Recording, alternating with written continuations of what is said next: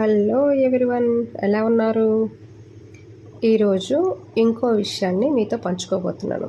అది ఏంటంటే, ఇవాళ రేపు నిరుద్యోగత అధికంగా ఉంది కదా. ఈ నిరుద్యోగత వలన ఎక్కడ ఏ అవకాశం దొరుకుతుందా అనేటువంటి అంశంలో కొంతమంది ఉద్యోగ అవకాశాల కోసము మీడియా త్రూ వెళ్ళాలని చాలా ఆశపడుతూనే ఉంటారు. అంటే లైక్ వాట్సాప్ కానీ, ఫేస్బుక్ కానీ, ఇన్స్టా కానీ ఇలాంటి వాటి విషయంలో అన్నీ కరెక్ట్గా ఉంటాయా అంటే అన్నీ కరెక్ట్గా ఉండవు.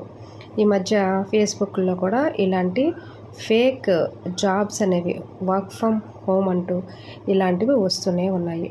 ముఖ్యంగా మహిళల కొరకు ఉపయోగపడేటువంటి ఈ అంశాన్ని మీతో పంచుకోవాలనుకుంటున్నాను. ఎందుకంటే బయటికి వెళ్ళి కష్టపడాలి అనుకునేటువంటి వారు, మరి అలాంటి సిచ్యువేషన్లో పడనటువంటి వారు, చదువు లేనటువంటి వారు, అంటే చదువుకునే అవకాశం లేనటువంటి వారు ఉంటారు.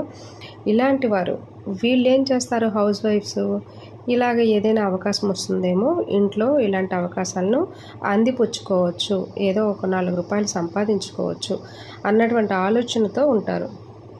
ఈ మధ్య కొన్ని ప్యాకింగ్ జాబ్స్ అని చెప్పేసి, ఈ పెన్సిల్ కంపెనీస్ అని, నెక్స్ట్ ఈ బుక్స్ అని చెప్పేసి ఏవేవో ప్రోడక్ట్స్ అనేవి చూపిస్తున్నారు, ఇంటికే పంపిస్తామంటున్నారు.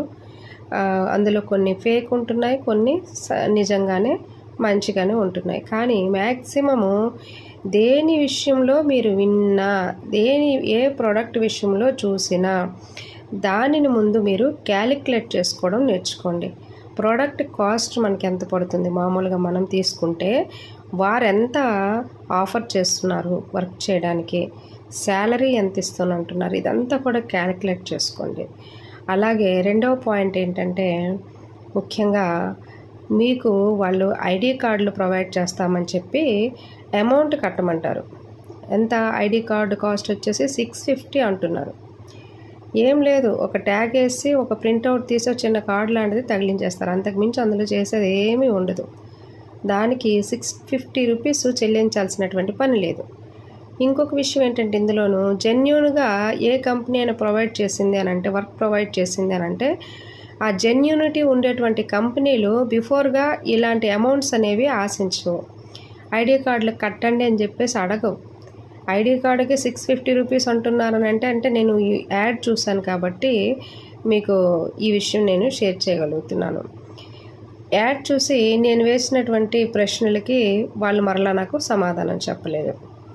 కాబట్టి మహిళలు అందరూ కూడా గృహిణులుగా ఉన్నటువంటి వారు కానీ, మరి తక్కువ చదువుకొని ఉన్నటువంటి వారు, 10th పాస్ అలాంటి అయినటువంటి వారు కానీ జాగ్రత్తగా ఆలోచన చేసుకోండి. డబ్బులు వృధా చేయొద్దు. ఇలాంటి వాటికి మనం కష్టపడి పనిచేస్తాం, మనకి శాలరీ ఇవ్వాల్సింది వాళ్ళు. బిఫోర్గా అడ్వాన్స్లు ఇచ్చి చేయించుకునేటువంటి కంపెనీలు కూడా ఉండవు.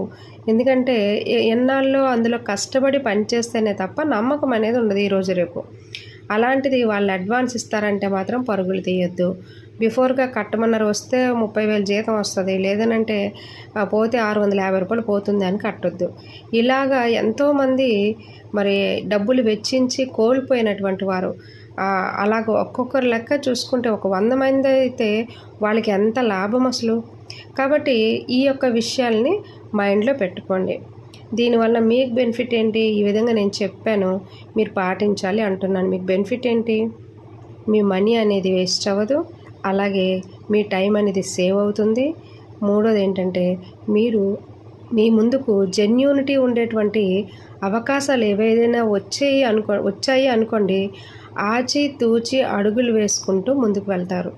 ఇవి మీకు వచ్చేటువంటి బెనిఫిట్స్. కాబట్టి జాగ్రత్తగా వెళ్ళండి సహోదరులారా, ఇది మీ అందరి కోసము. ఎందుకంటే ఎన్నో దెబ్బలు తగిలితేనే తప్ప ఇలాంటి అవగాహనలు రావు.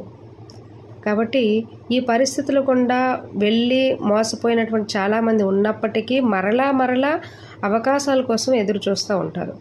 కాబట్టి కొంచెము గుర్తుపెట్టుకోండి, ఎప్పుడు మీరు ఎక్కడ మనీ పే చేయాల్సిన పని లేదు, చేయకూడదు. జెన్యూనిటీ ఉండేటువంటి కంపెనీలు మీకు మనీ అడగవు. ఒకవేళ జెన్యూనిటీ లేనటువంటివి ఏవైనా అడిగాయి అని అంటే మాత్రం అది ఫేక్. గుర్తుపెట్టుకోండి. Thank you.